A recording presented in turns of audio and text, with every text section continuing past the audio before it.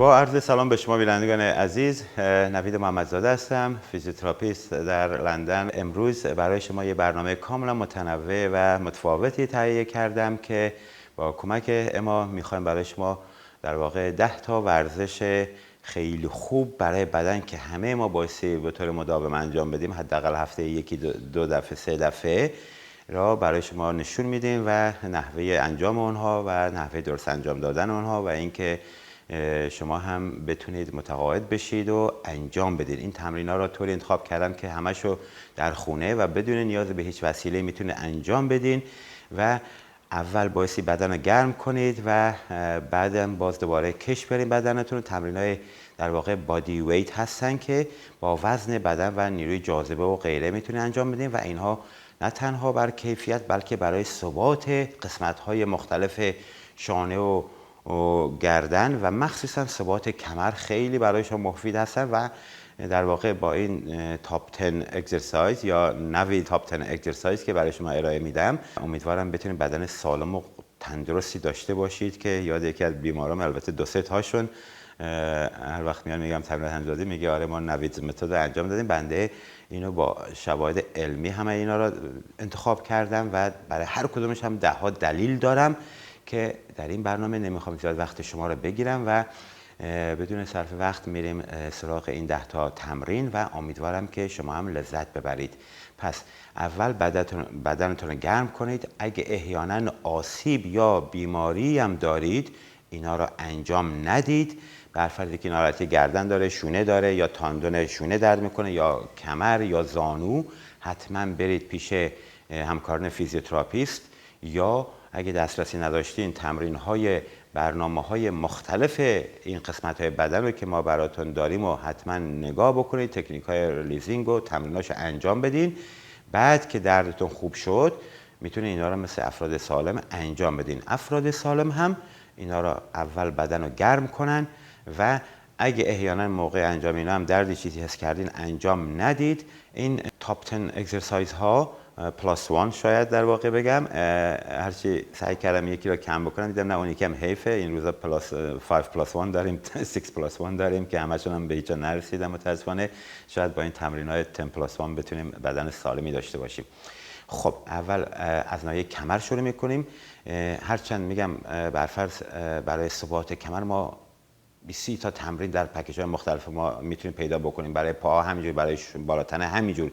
اینا در واقع اون 10 تا تمرین خیلی خوبی هستن که همراه اونها یا با مواقعی که میرین جیم و یا و یا هر ورزش و اسپورتی میکنید اینا رو میتونه انجام بدین که بدن شما شاغول وایسته، تندرست باشه، مقاومتش بالا باشه. پیشگیری میکنه از 10 ها آسیب ناشی از مشاغل و سایر مواقعی که فشار بیش از حد به بدن وارد میشه. چرا که برای انجام کارهای روزانه که برفرض پله بالا رفتن، کار توی کارخونه است، رانندگی، هر کاری که ما میکنیم بدن ما نیاز به یک مقاومتی داره که بتونه این تمرین‌ها رو به خوبی انجام بده. خب برای این کارم باز اول شروع میکنیم به گرم کردن بدن که کمر رو یکم سریع گرم میکنیم. من دوباره اینا رو فرصت برای اینکه از دست نده سریع انجام میدم. ما گرم کردیم قبل از اینکه اینا رو نشون بدیم و چپ و راست میریم و الی آخر که اینا رو نشون دادم در برنامه‌های مختلف میتونید انجام بدین. بعد زانوها رو گرم میکنیم، چپ به راست، راست به چپ، هر کدوم از اینا 30 دفعه انجام بدین. مچ پا سری، هر کدوم از اینا 30 دفعه. شونه ها به جلو به عقب، بعد گردن به 4 طرف، بالا پایین چپ راست و دستا رو گرم میکنید و برای آرنج و دستم یه چند دفعه اینجوری میکنید. خب اولیشو با پلنک شروع میکنیم که برای کور. پس میریم دراز میکشید رو بدن. بعد در مواقع بریکتونم یا استراحتتونم همیشه در این حالت وایسین که همون گفتم تمرین مکنزی هست. میتونید دستا رو هم زیر چونه بذارید که خیلی مزایای خیلی خوبی داره. بعد در همین حالت میگم اگه کسانی که ضعیفن، سنشون بالاست یا مشکلات ثانوی مختلف دارن اینا رو انجام ندن. این برنامه فقط مخصوص افراد سالم هست. بعد در این حالت باسن رو میاریم بالا و خیلی راحت یک دقیقه وای میستین. اگه اولش نتونستین 10 ثانیه وایستین که خیلی تمرین خوبیه. حالا این وارییشن های مختلف داره که میتونیم برفرض ببریم بالا و باسن رو بیاریم پایین. آپندان اما فالو می پلیز. اوکی. خب میتونیم باسن رو ببریم بالا و بیاریم پایین، بعد چپ و راست ببرید. میتونید وارییشن های مختلف داشته باشید. بعد در این حالت میایم بالا. البته من اینا همه رو جز پلنک دیگه برای شما نشون میدم و هی تکرار میکنید. خیلی تمرین عالی هستن که میتونید انجام بدین. وسطاش باز میاین این پوزیشن کششی میدین بدنتون رو. خیلی تمرین خوبیه که امیدوارم لذت ببرید. تمرین بعدی پلنک میتونید در حالتهای مختلف، گفتم روی بال انجام میدین. در این حالت خیلی اثرات بهتری نسبت به زمین داره و نوروماسکولار ترینینگ هست. بعد میتونید باز باسن رو بالا پایین ببرید و چپ و راست ببرید، یه پا رو بیاریم بالا. پس این از تمرین شماره 1 پلنک بود که در مدل مختلف براتون نشون دادیم. یکی بعدی پوشاپ هست یا شنا رفتن. اگه بدنتون آمادگیشو نداره یا هنوز قدرت پیدا نکرده، در روبروی دیوار یا روی یک تختی، میزی، بنچی، چیزی اینجوری وای میسین، باسن صاف. بعد در این حالت شنا میرید. 1 و موقعی که میریم پایین نفس میکشین داخل، موقعی که میریم بالا نفس میدیم بیرون.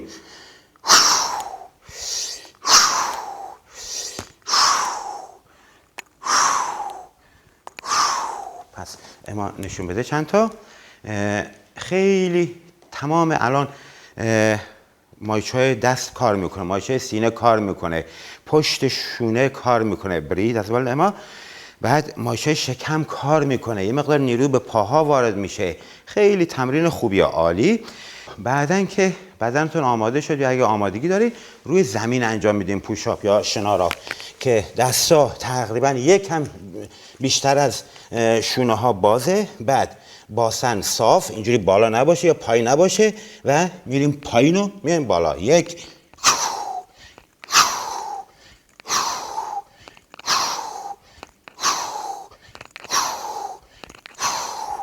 آفرین. ما معمولا خانما نمیتونن رو زانو رو پنجه پا انجام میدن، رو زانو انجام میدن، ولی ایشون قویه و انجام میده. پس اینم شد شنا رفتن. باز شنا رفتن مدل مختلفی داره، یکی دست باز، یکی دست بسته. یکیش که خیلی خوبه مدل زورخانه ایرانه که من این رو سریع براتون نشون میدم. واقعا یکی از بهترین شناهاست که دستا باز میکنیم، پاها باز و باسن میره بالا. ما بیا بعد اینجوری میریم پایین و میایم بالا. 1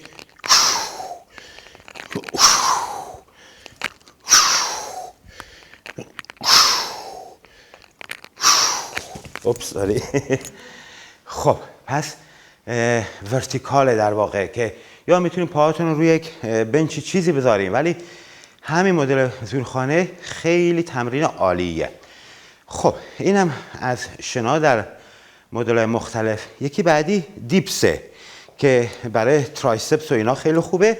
روی یک تختی، بنچی، نیمکتی، میزی اینجوری میشین لبش، نفس عمیق. همیشه باید تمرین کنید، عادت کنید که نفس عمیق بکشین. ببینید همینا رو شما بدون استراحت انجام بدین، خودش میشه 1 2 در واقع. بعد در این حالت میرین جلو نیم متر، بعد دستا رو خم میکنید، میرین پایین. پس در پایین رفتن نفس میکشید، موقع آمدن بالا میدین بیرون.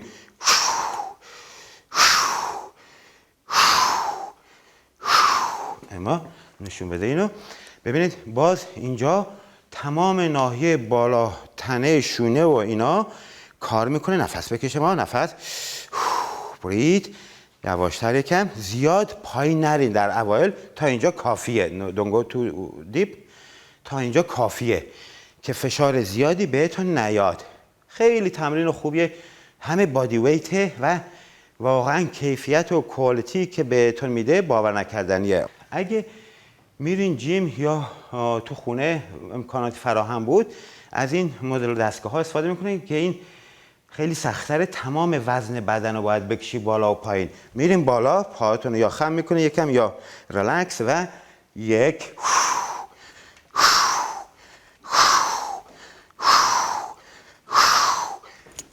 اما میتونی؟ برو ببینم. You can do it. Go. Not too much, not too deep. Breathe. عالی. Perfect. اینا رو خیلی حواستون باشه. خیلی راحت میتونین ترایسپستون التهاب پیدا بکنه و ده ها مشکل دیگه. پس من برای هر تمرینی از این تاپ 10 یه دو نمونه حدوداً نشون میدم که امیدوارم بهترین ثمر رو ببرید. یکی بعدی که خیلی تمرین خوبیه ولی خیلی سخت، بارفیکسه یا پولاپ، که اینم باز در خونه میتونین یه میله‌ای هست بذارین بین در که خیلی تمرین خوبیه. البته اینا سنگینه. تو جیم ها یک اسیستد پول آپ داریم که یک چیزی اینجا پایه داره، زانوتون رو روش میذارید و با وزنه خیلی کم اسیستتون میکنه، کمک میکنه موقعی که بالا پای میریم. برای بارفیکس هم باز باید بدنتون در تاپ کوالیتی باشه. بارفیکس خیلی تمرین خوبیه ولی خیلی انجام نمیدن، میگن سنگینه نمیتونم. این درسته، ولی بنده میگم شما یک دونه انجام بدین. حتی اگه نمیتونید دستاتون رو بگیرید همینجوری وایسین تا بدن عادت کنه، مایچه‌ها قوی بشن و راه بیفته. بارفیکس هم 3 تا مدل داریم. یکی دست رو اینجا میگیرید، میاریم پایین و بالا، همیشه نفس یادتون نره. بعد یکی بعدی از این ور میگیرین، یکی هم باز یکی مدل دیگه دارن که از اینجا میگیریم. باز اینم ببین، میایم بالا برفرض اگه خواستین. بعد پا خم،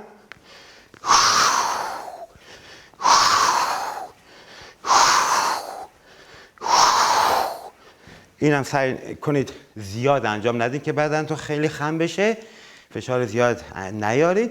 3 تا انجام بدیم. منتها خوبیش اینه که در حالتهای مختلف، یکی این بود، یکی این بود، یکی همین. اما میتونی یکی انجام بدی؟ Just try it. خیلی سخته، میگم فشار نیارین. 1. آفرین. Well done. And enough. اوکی. خب ایشون با اینکه خیلی قویه ولی اینو اولش هم بهم گفت انجام ندادن، ولی 3 تا تونست انجام بده. یا زیاد نیاین بالا و پایین برین. گفتم اولش همینجوری یک کم پاتون از زمین بیارین بالا. همین. این شروع خیلی خوبیه که بعد 3-4 هفته میبینید که 3 تا 4 تا 3 تا 5 تا از مدل مختلف انجام میدین.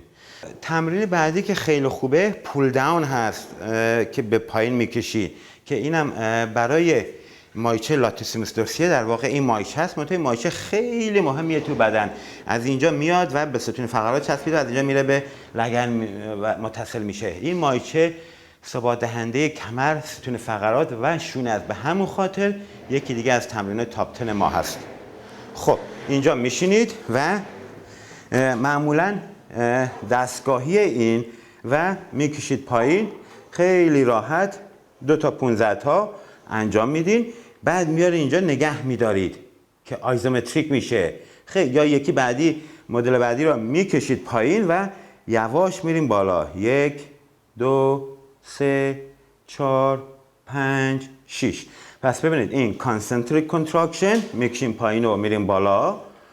بعد میکشیم پایین و یواش میریم بالا. 1 2 3 4 5 6.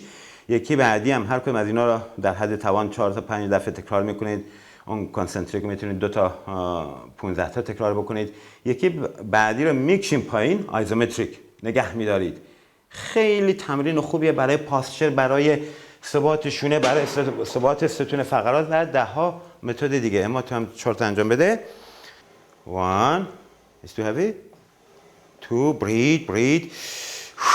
همیشه عادت کنی نفس بکشین. خیلی از مردم نفساشون بند میارن. اینه که باعث مربی‌ها و همکاران فیزیو اینا مرتب به بیماران یادآوری من میکنم، مرتب میگم نفس بکش.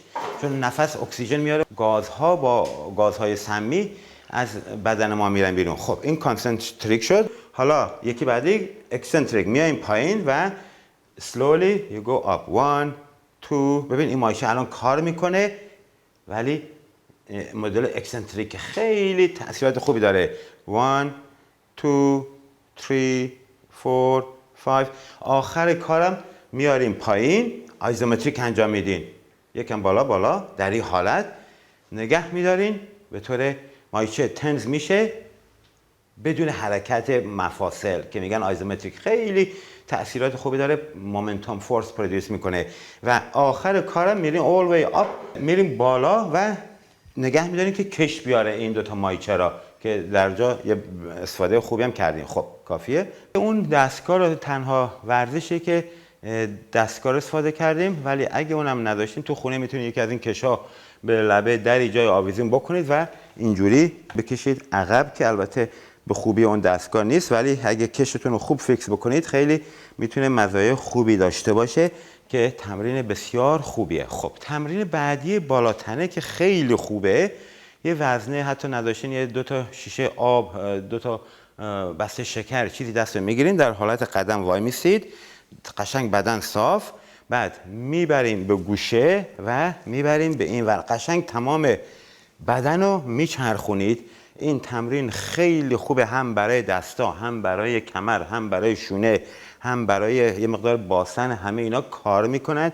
خیلی تمرین خوبیه. در واقع با وزنه شما مشت میزنید، کریان، اوکی، ریچ مور، تویست مور، تا قشنگ بچرخونید که تمام این مایچه های شکم دایگنال الان ببینید کار میکنن، که مزایای بسیار خوبی برای ثبات شانه ها و مخصوصا کمر داره. اینم یه 30 تا بزنید، میتونید 50 تا بزنید، میتونید 1 دقیقه بزنید. تمام حالت ایروبیک پیدا میکنه وقتی تمام این 10 تا تمرین، چون بادی ویت بدون استراحت انجام میدین تاثیرات خیلی عالی داره. خب اینا برای بالاتنه بود که نشون دادیم.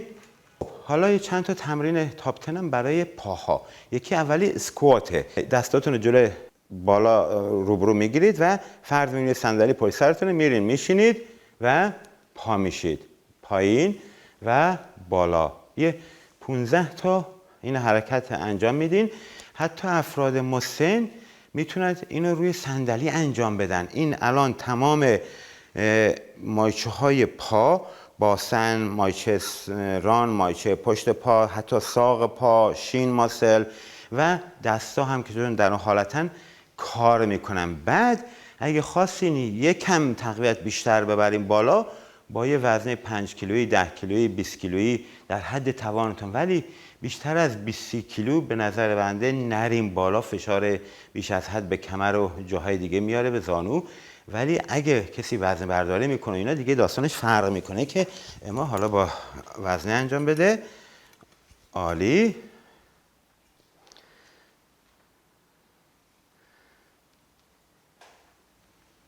خیلی تمرین خوبیه واقعا.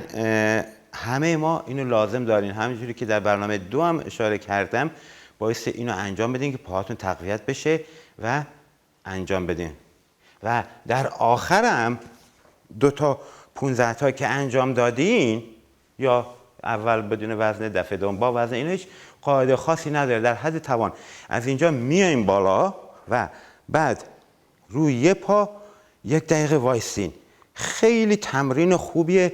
الان دستای من کار میکنه، شونه هم کار میکنن، این پا بالاست کار میکنه، پروپریسپتیو کار میکنه، نوروماسکولار ترینینگ هست، فانکشنال اکسرسایز هست. یعنی تو این الان انقدر مزایا داره که شما نمیتونید حدس بزنید چقدر عالیه. و بعد پای دیگه 1 دقیقه وای میسین برای بالانستون. منتها افراد مسن و اگه آسیبی داریم به هیچ وجه اینا رو انجام ندین. یکی بعدی ددلیفت هست که بازم وزنه سنگین به هیچ وجه نزنید. اول بدون وزنه انجام میدین، میریم پایین و میایم بالا. بعد در این حالت ببینید کمر اینجوری خم نمیشه، این سریع آسیب وارد میکنه. شونه صاف، راحت، زانو و باسن همزمان خم میشه و میاین بالا. اوکی، عالی. بعضیا وزن سنگین میزنن، اونا وزن بردارن و غیره، ولی برای افراد معمولی در 15 کیلو ماکسیموم خیلی عالیه. که بعدی لانجزه. خب در حالت قدم وای میستین، اولش هاف لانجز برین، قشنگ رو زانوی جلو خم بشین. بعد که بدنتون گرم شد آماده شد، دیگه دستا رو بگیرین اینجا یا به کمر و فول لانجز میرید. میرین قشنگ پایین و میایین بالا. عجله نکنید، همیشه نفس عمیق. نفس عمیق ما، نفس عمیق. عالی. حالا چنج کن پاها رو. اینو هیچ وزنی لازم ندارید. خیلی تمرین عالیه برای آسیب‌های مچ پا، زانو، کمر، منتها در فاز آخر. و اگه هم دردی داشتین باز توصیه میکنم به هیچ وجه انجام ندین. خب اینم از این. یکی بعدی که خیلی تمرین خوبیه و جز این تاپ 10 انتخاب کردم من، کیتلبل هست که البته میگم دلیل انتخاب اینا خیلی روش فکر کردم، مطالعه کردم، هر کدوم 10 مزایا داره. مخصوصا این کیتلبل فانکشنال برای تمام دستا، کمر، پاها، خیلی تمرین خوبه. یه وزنه 1 کیلویی دستم بگیرین، مهم نیست، در حد توانتون، فشار نیارین، دردم داشتین باز میگم انجام ندین. و دستتون میگیرید، خشنگ میریم پایین و میبریم بالا. در برگشت نمیذارین این بیفته پایین، کنترل شده میاد پایین. ببینید مقاومت میدین به دستتون و فشار نیارین، نفس عمیق.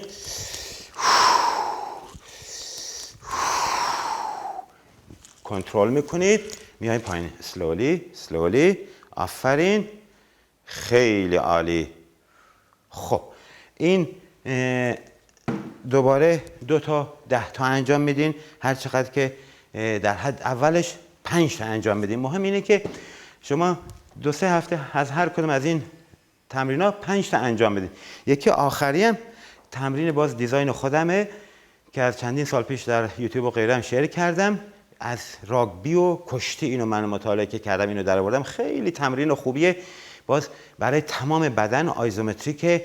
وقتی که همدیگه رو هول میدیم، وقتی که هول میدی اول اینجا کار میکنه، بعد میاد اینجا، بعد من بیشتر میگم هول بده کور، بعد پاها، همه جا کار میکنه. در اینجا وای میستین، دستا رو میگیریم به همدیگه و یواش شروع میکنی بیلد اپ میکنی هول بده. پوش مور مور مور مور مور مور مور مور more more yes very good. بعد حتی پاهاتون حالا انگیج میکنین. Now put your feet like me Emma. Push use your legs and push. Look at my foot. Push harder more breathe push. این واقعا تمرینیه که اصلا محشر واقعا. من اینو مرتب انجام میدم با بیمارم، نتایج خیلی خوبی میگیرم. البته اشاره کردم تمام اینها برای فاز آخر ریهابیلیتیشن استفاده میکنیم که امیدوارم اینا رو افراد سالم انجام بدن. همکاران فیزیو هم برای ریهاب خودشون در فاز آخر تمام این تمرین‌ها رو باعث انجام بدیم، بعد مریض رو مرخص بکنیم. ما بنده بیمار اومده با تنگی کانال نخاع، تمام اینا رو که 5 سال ازش درد میکشید، متاسفانه تو ایران بعد اومد اینجا، من خوبش کردم. آخر کار این تمرین همه رو باهاش انجام دادم. الانم خبر دارم اینا رو انجام میده، هفته 3-4 روز میره جیم انجام میده. پس ببینید تمرین اگه درست اپلای بشه نتیجه میده. در آخر کارم باید تمام کشش بدن انجام بدیم که متاسفانه دیگه به خاطر ضیق فقر بنده نشون نمیدم. بریم برنامه کشش بالاتنه و پایین‌تنه رو نگاه بکنید. امیدوارم که از این برنامه هم استفاده کافی را کرده باشین. این تاپ 10 روز کلینیک گلدن اکسرسایز ها را یادتون نره، همه مزایای خیلی خوبی دارن و انجام بدین. تا برنامه بعد و هفته بعد شما رو به خدا میسپارم. هر سوال و نظری هم داشتید از طریق سوشال میدیا با ما در تماس باشید. روزگار خوش، ایام بکام.